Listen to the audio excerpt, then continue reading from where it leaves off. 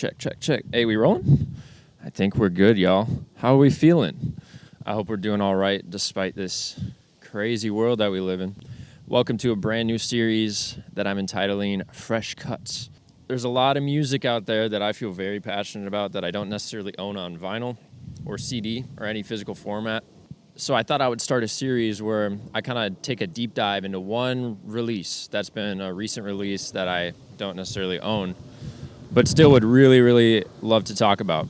So I'm here in Chicago, Illinois. I just moved here about a month ago. I've been absolutely loving it, seeing so much music, playing a lot of music, going to a lot of jams and stuff, because I came here for the music, and that's what I really have been doing this past month.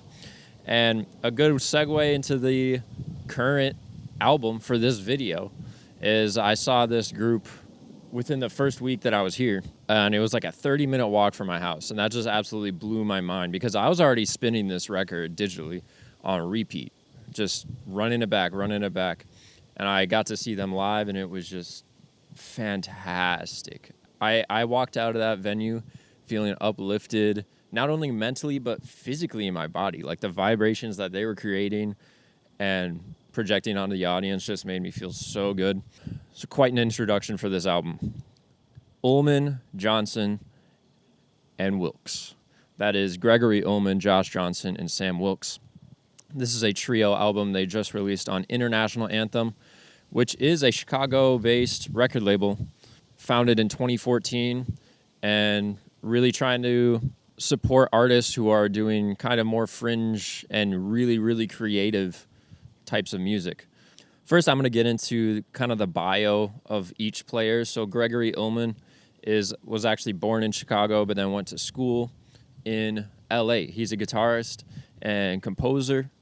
One of my favorite projects of his is with the artist named Duffy, and the project's entitled Doubles, and that was released in 2023. And Josh Johnson, who almost needs no introduction, he's also a Chicago native, but went to school in Chicago and now lives in LA. He has done so much for the music community, underground scene, and LA scene. He was the musical director for Leon Bridges from 2018 to 2022, if that says anything. His most recent release, Unusual Object, has been just one of my favorite albums to go back to. And I believe that one did win a Grammy or two, maybe for the song Quince. That song is really incredible. I would highly recommend to go check that out. I'm going to link everything below because this music scene that I'm kind of describing here, this little bubble, is super amazing and kind of deep. It goes deep. So, yeah, Josh Johnson was also featured on a lot of Marquise Hill albums, which, as you guys know, may know, I've talked about him a good amount on this channel. He's a trumpet player, one of my deepest inspirations, but he was featured on his newest album, Composers Collective, on the song Joseph Beat, and that song is just incredible, and I think that might be one of my favorite solos from the whole album. Josh Johnson has also worked extensively with Jeff Parker, who is a prominent figure on the International Anthem record label, has released many albums on that. So getting into Sam Wilkes, he has done extensive work with the saxophonist Sam Gendel. I think my favorite project from them is probably I.O. Sam Gendel is also a part of Clowncore. Not many people would maybe know that he's actually the guy in Clowncore. It's been kind of taken off. Hopefully this wind isn't too bad right now. The video popped off and it was Sam Gendel on saxophone and another drummer and keyboardist, or maybe just a drummer, and they were in a porta potty in like clown costumes, just ripping. And they actually do live shows now, which is just so awesome. Sam Wilkes was also featured on the song Corsair on the album Total Blue by Total Blue, another LA group, and that song is really special to me. I feel strongly about that song. I think it's really awesome. I keep going back to that one. So the first track, Marvis, is a Josh Johnson original, and it's just kind of a wonderfully demented cut-up version of the original that was featured on Unusual Object. It's so groovy and so infectious, even though it's kind of hard to follow. It took me a few listens to actually get a grasp on how the spacing of everything was working. But the sounds that they're utilizing on that track is so satisfying to my ears, and I could listen to that on repeat, and it kind of lives in my head. Both of the versions, it's just an amazing tune. Both of the versions live in my head rent-free. Fumarole and Arpy are the next tunes on this album, and they are amazing, kind of takes you down into the vibe of the rest of the record, because Marvis is kind of a standout track. It doesn't really sound like the rest of the album. Fumarole kind of takes you in that space and kind of eases you into the soundscape of the rest of the record. And Arpy, which is an Uhlmann composition, utilizes some interesting sounds from all three of them because their pedal work. The three individual musicians are masters of their instrument, but also of the pedals. Infinite pedals like in front of them. They're just searching for sounds always, and it just is an amazing thing to experience.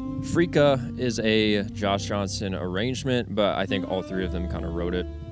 That one kind of gets back into the groove that Marvis had established, but with no really punchy kick. And the B section is kind of disorienting in the best way, and there's just a lot of rhythmic layers on top of each other that kind of create a really interesting soundscape that I absolutely love. The next track, Hoedown, is a haven for Sam Wilkes on bass. He arranged it, and you can really tell because this one is almost completely rhythmic. There's almost no melody, and there's just a lot of layered rhythms on top of each other. And the bass of it is Sam Wilkes kind of doing this really quiet picking. That's something that he did a lot live as well. There's a lot of picked bass, which is honestly not a sound that I would usually go to. But he does it so well. And yeah, Jaikama, if that's how you say it, is just a nice little treat to end the first side with. And the next tune is called Unsure, and it honestly is a really fitting title. It sounds very wandery and kind of sounds like you're wandering through a forest with light kind of coming in and out. It's not too clear, and maybe there's some fog too. But the transition from that into the next tune called Fields is just one of my favorite moments on the record. It sounds like you're dipping into a hot spring. The next two tunes, Schwa and Rewinded, have a total runtime of maybe about 4 minutes. They're pretty short tracks. Schwa honestly sounds like the title yet again. It's super misty and undefined, but the kind of sound exploration from Josh Johnson on his kind of distorted saxophone is a really incredible texture that I heavily enjoy. Rewinded is kind of just a segue in my eyes. There's not much to that song in and of itself, but it's a really nice segue into the last tune and most extensive tune, Fool on the Hill. So the story behind the Fool on the Hill was inspired by Maharishi, which was a yogi master and kind of guider for the Beatles in the late 60s. And apparently he had this giggle, and he would laugh a lot. And people really wouldn't take him that seriously, even though he was wiser than everyone. The way that Josh Johnson carries this melody is so endearing. And the improvisation that they kind of dip into about 2 minutes into the track is really finding new sounds in this composition and taking the bass of Fool on the Hill and just bringing it to a whole new level.